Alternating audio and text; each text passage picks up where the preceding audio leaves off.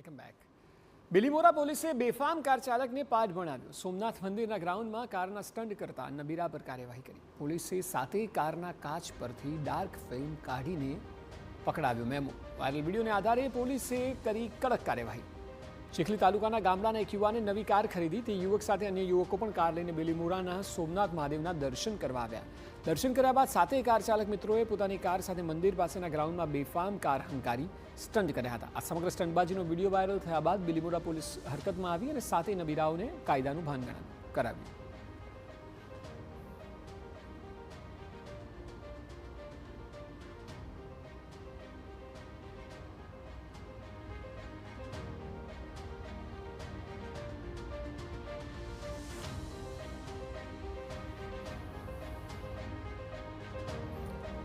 તો 7 કાર લઈને 7 નબીરાઓ પહેલાં કર્યા દર્શન અને ત્યારબાદ કર્યા સ્ટન્ટ મંદિરની આસપાસ, અને ત્યારે વિડીયો વાયરલ થયો. અને વિડીયો વાયરલ થતાં બિલીમોરા પોલીસે સાથે 7 નબીરાઓને કાયદાનો પાઠ ભણાવ્યો.